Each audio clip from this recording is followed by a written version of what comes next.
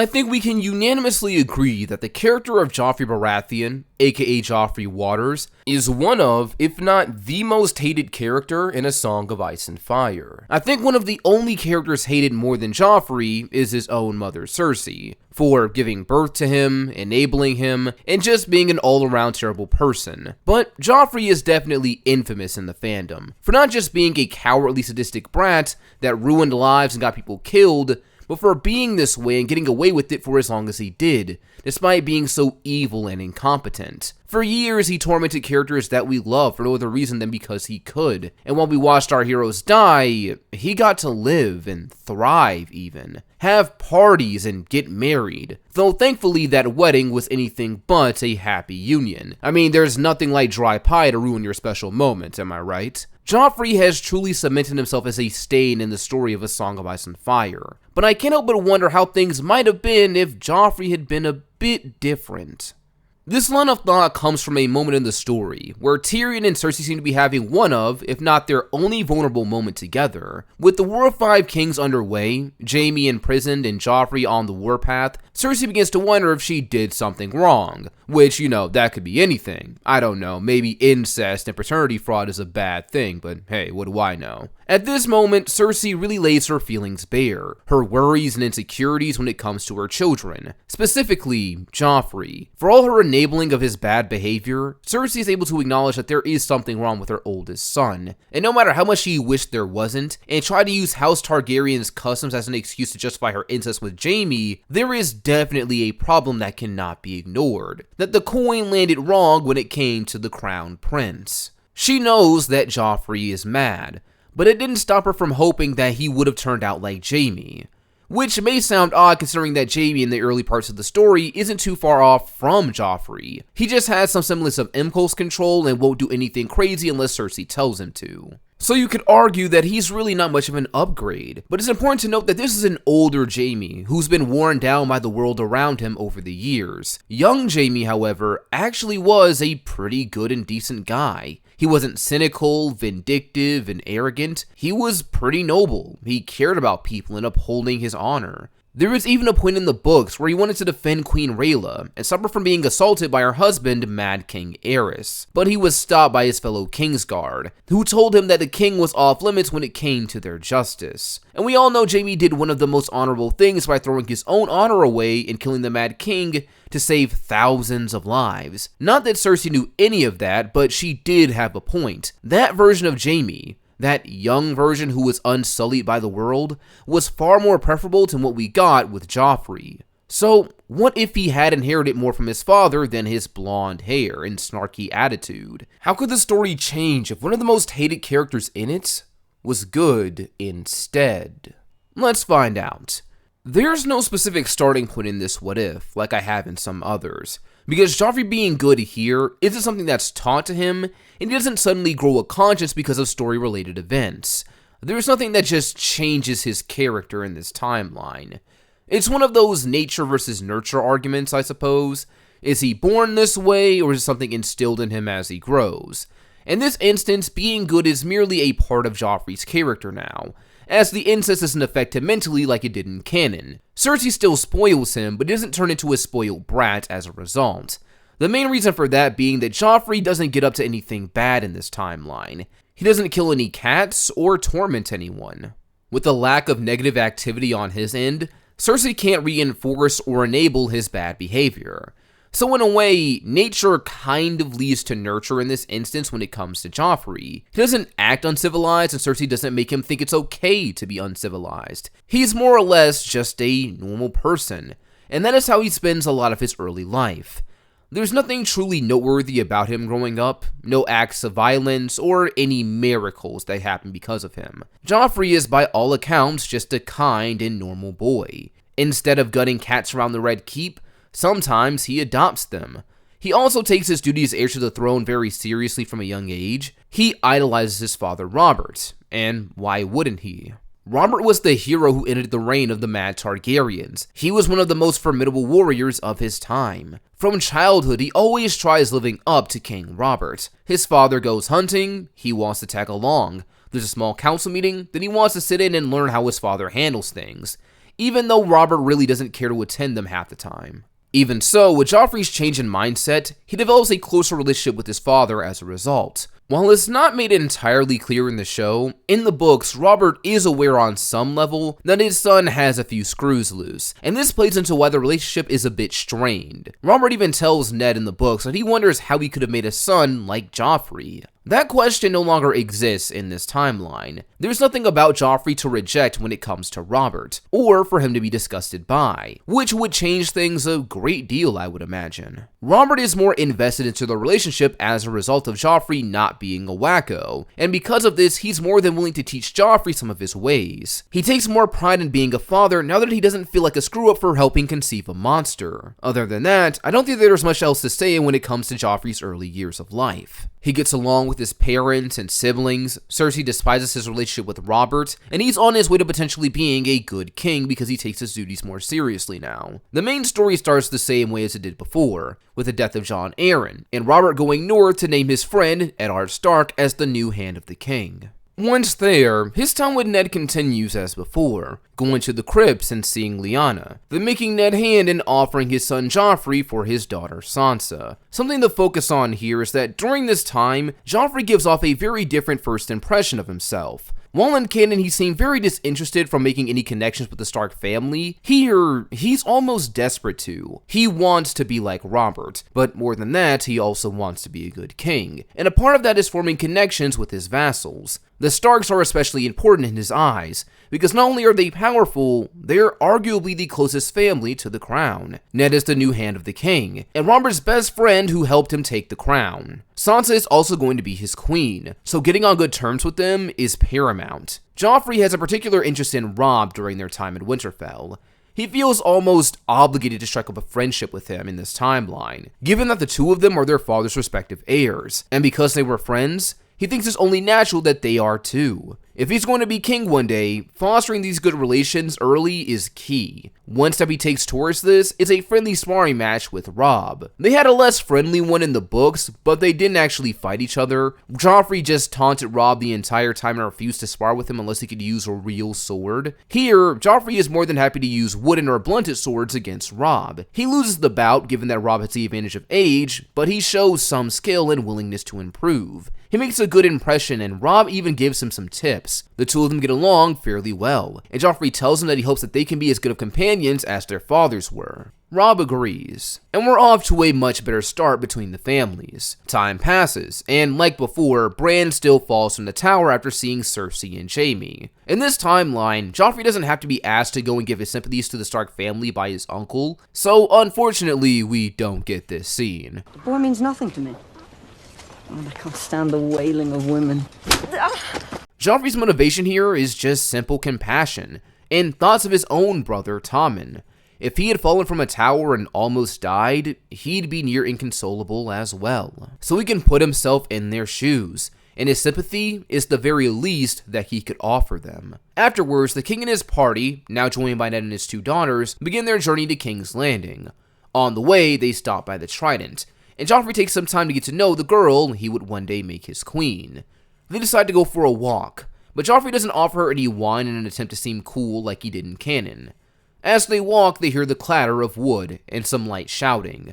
Upon further investigation, they find Arya playing with her friend, Micah the Butcher's Boy. Joffrey doesn't attack them in this timeline. Instead, he's rather amused by the whole thing and actually decides to join them. While he doesn't play pretend or whack at them, he actually gives them some pointers on how to use a sword properly, applying what he's learned from Barristan Selmy, his uncle Jaime, and the tips Robb gave him at Winterfell. This makes Sansa a bit jealous, seeing her prince spending time with her sister instead of her, but even with that, there's no fight by the river. No blood spilled on either side. Nymeria never bites Joffrey because he's a threat to Arya, and as a result, Lady is never killed as a form of compensation for the Lannisters. Micah is also spared since he isn't framed for attacking the prince. With no boys wounded or dead and no direwolves killed or lost, this puts the Starks on much better terms with the Lannisters as they move towards the capital. From there, I would say that the majority of Season 1 basically stays the same, just with a more docile Joffrey and less building tension with the Lannisters to start out with. Bran is still almost assassinated. Ned investigates the death of Jon Arryn and discovers King Robert's illegitimate children. Later, Catelyn goes to King's Landing to meet with Ned and tell him about her suspicions when it comes to the Lannisters, only to be intercepted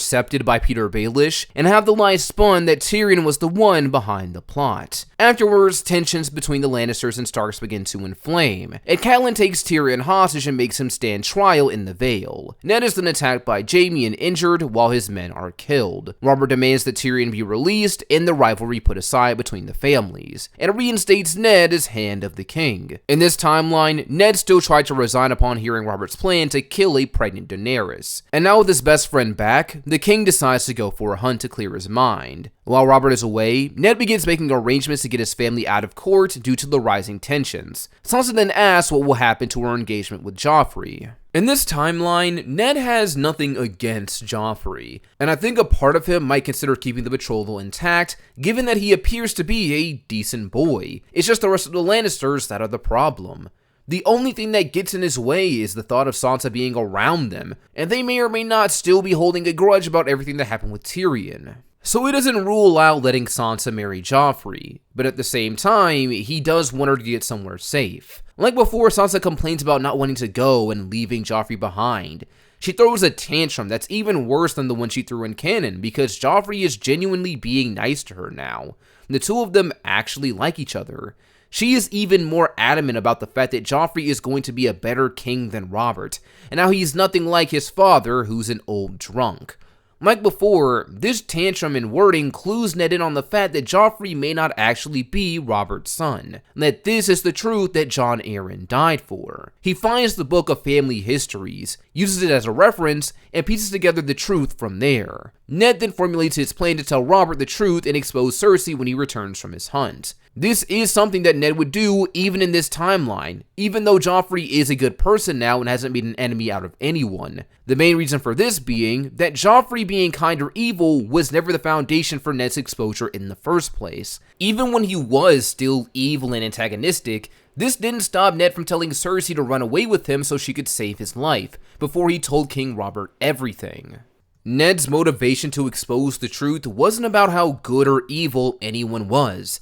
It was loyalty to his friend, getting justice for his surrogate father, Jon Arryn, and upholding the law of the Seven Kingdoms. So yes, no matter how Joffrey comes off, Ned will still try to expose him. And it goes the same way as it did before, with his plan going off the rails with Robert being injured and later dying because of a boar. This is something I believe would be even more emotional than the show or the books, because Joffrey now has a deeper connection with his father in this new timeline. In the show, he looks surprised and upset that his father was dying, but basically got over it in a couple hours. Here, there would be a lot of tears on Joffrey's side, and Robert's death hurts him like crazy. He would really need to take some time to process things. And it only gets worse from there, when Ned proclaims in public that he isn't Robert's son later on. This is something that confuses Joffrey greatly. Unlike canon, he doesn't respond with anger and violence, but shock and questioning, as he demands to know why his father's hand would ever say something like this. But it'll be some time before he actually gets any answers. Like before, Ned is taken into custody by force,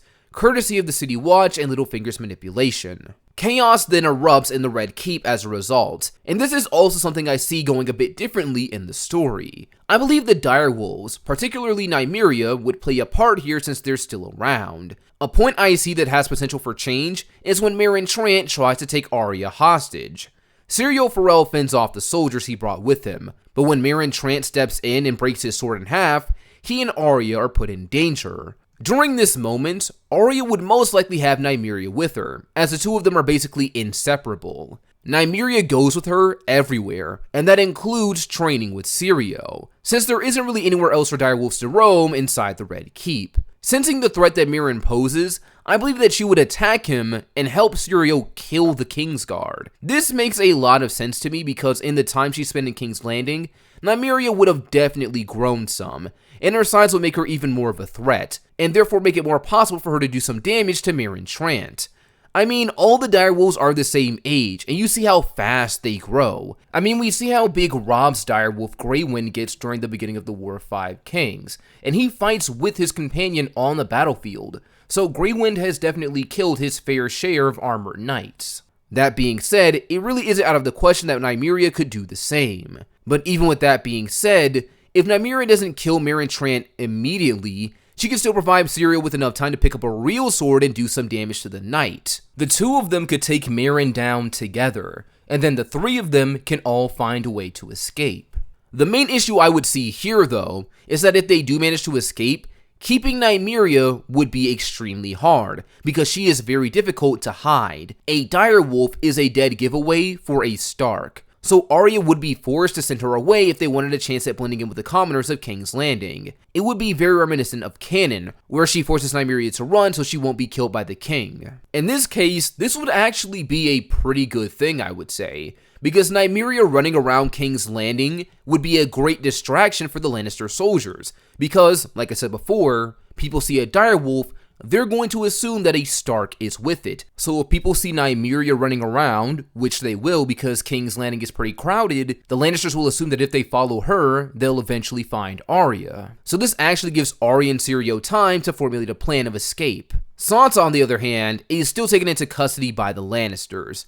I don't really see her finding a way out of the situation, even if Lady is alive to help her. I think Sansa would keep Lady locked in her room for most of the time that she's in King's Landing, so she can't fight off any guards to come looking for her, so she's apprehended fairly easily in comparison to her sister. Joffrey would not be happy about all the bloodshed that's going down in his home, and would do his best to calm things down and get things under control. Once things do simmer down somewhat, he tried to figure out what the heck is going on, particularly with Ned. He'll want to speak with him personally about what he said in the throne room, but Cersei wouldn't allow it, and would do her best to build the narrative that Eddard Stark was just a liar, trying to take his father's throne for himself, using his death as a weapon to undermine him. Joffrey has a hard time believing this, but he doesn't have much to go on to refute this given that he can't speak to the man himself. All he can do is listen to the people around him, like his mother and fiancée Sansa, who is adamant that her father is a good man and should be shown mercy.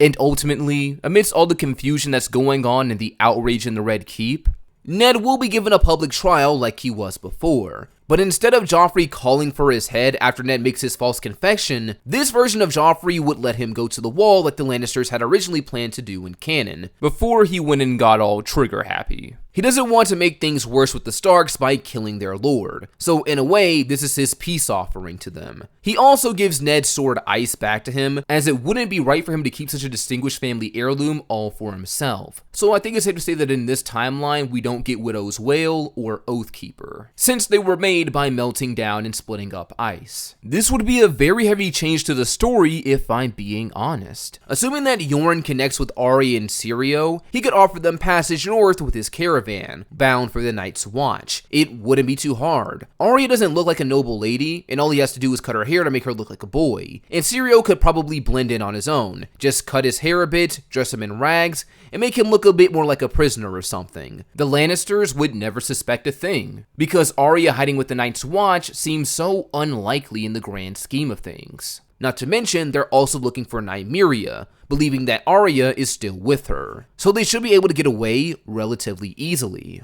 This situation is also made even better when you consider the fact that Ned is also going to the Night's Watch, so he'll be there to protect his daughter as they travel home. The Lannisters are just losing potential leverage against their enemies, and this would be a relatively safe journey for them as well, with minor hiccups. In the show, the main reason this trip was compromised is because Joffrey started hunting down the bastards of King Robert, anyone who could challenge his claim to the Iron Throne. This led soldiers to search for Gendry, who was also on his way to the Night's Watch, and this got Yorn killed and everyone taken prisoner. This new Joffrey, who is kind and never questioned that Robert was his father, would not order the killing of innocents and children just to secure his claim. So Yorn's caravan is allowed to leave unchallenged, and later on, after catching wind of his father's return, Robb, who would have started his fight to get Ned back at this point, would accompany some of his forces to intercept them and bring Ned back home. They'll be very surprised to see that Arya is safe with them as well. With Ned Stark safe, this would halt the Northerners' rebellion, at least for a short while as they sort things out. Even with him alive and Arya safe, the Starks would still want Sansa back, even if she is in love with Joffrey and arguably safe under his care. So I don't see the end of a conflict just yet, especially when they talk to Ned about what happened in King's Landing. Ned will inform them of the truth, that the Lannisters murdered King Robert and that Joffrey and his siblings are bastards born of incest, with no claim to the Iron Throne. This would be pretty important information, because with the knowledge that the royal line is actually illegitimate, Robb and the other people who are from the north may think that the king's decree to have Ned sent to the wall no longer has any weight to it since he's not actually true born. They may consider continuing to stand in defiance with this knowledge and try to reinstate Ned as Lord of Winterfell, on the foundation that Joffrey is an illegitimate king, and therefore, so are his orders. But if I'm being entirely honest, I don't think that Ned would allow this to happen.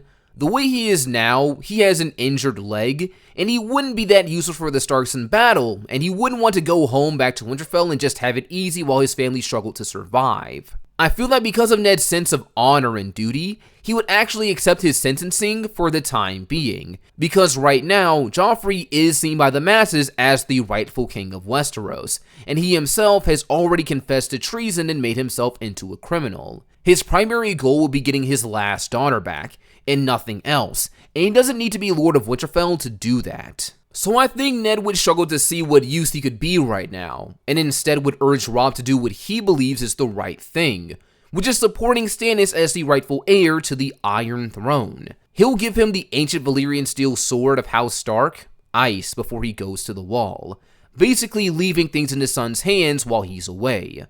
Ned going to the Wall also gives him an opportunity to meet Jon Snow again, and maybe he'll tell him about his mother Lyanna, if there's any real merit to it at this point.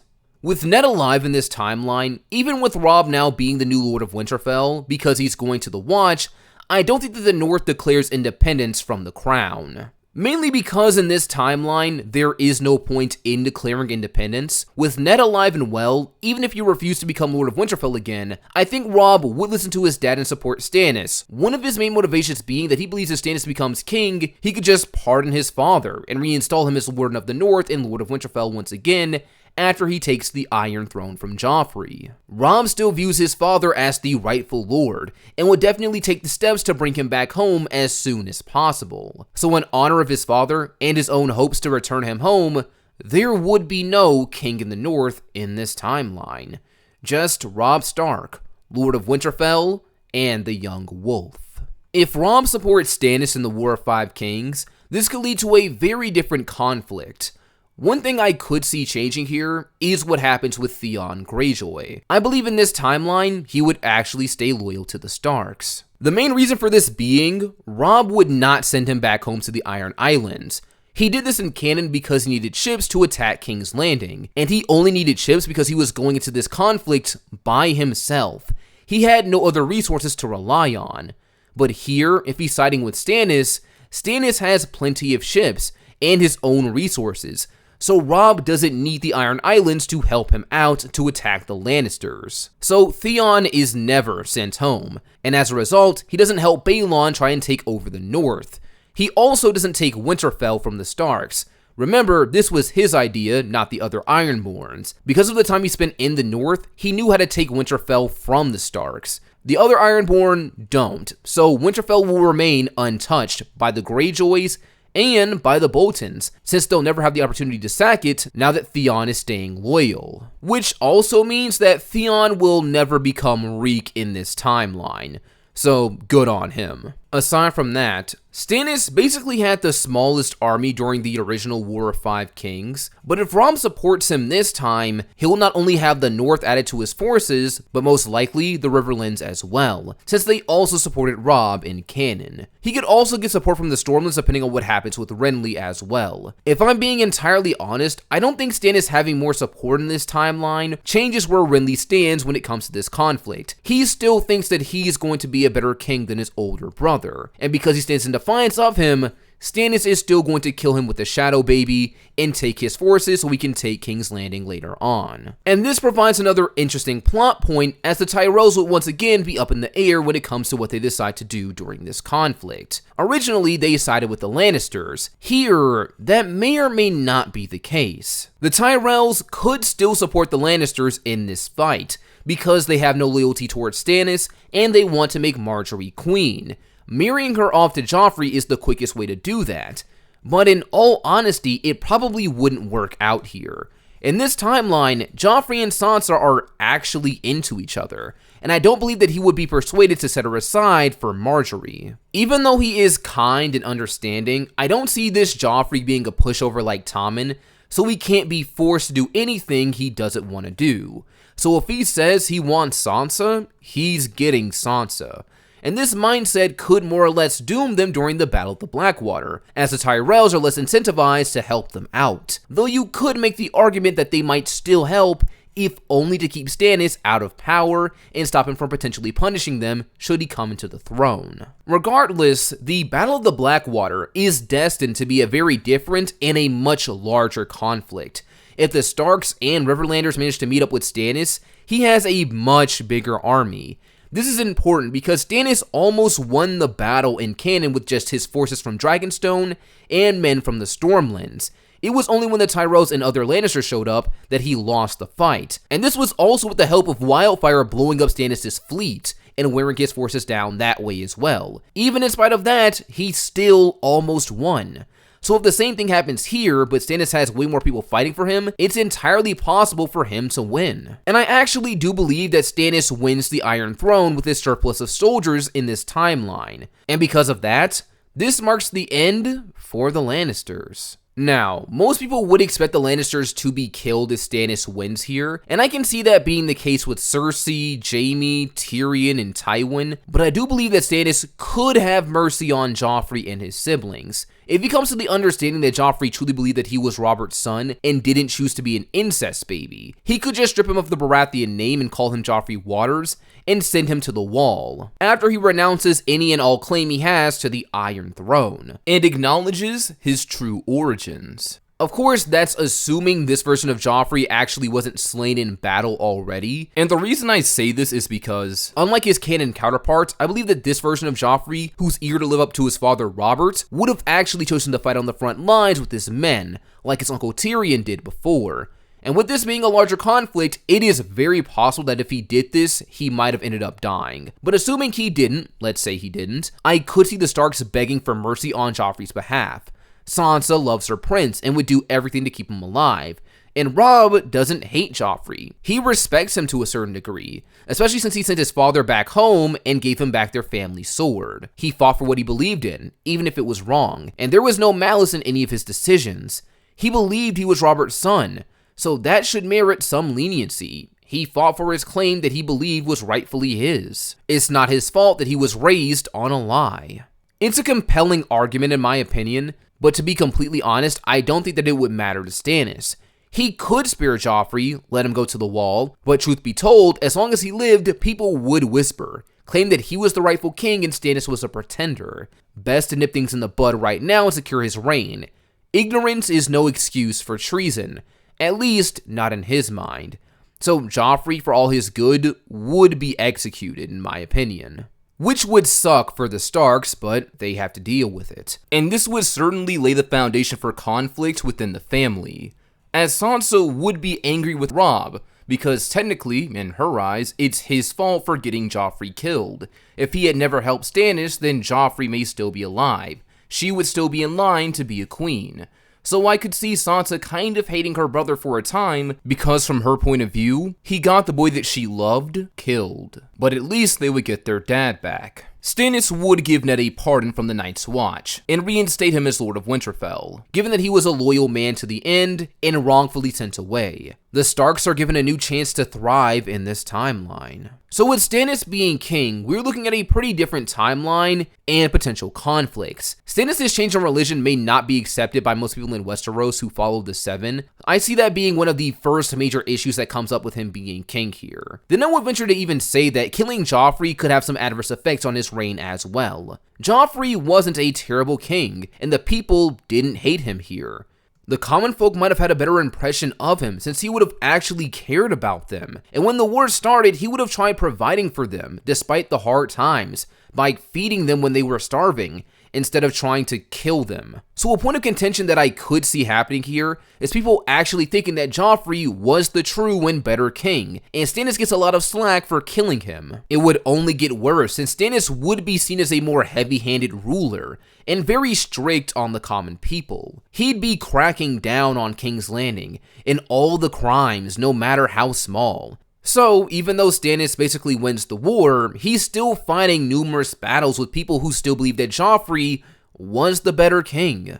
Joffrey the kind, Joffrey the gentle, taken from the world far too soon.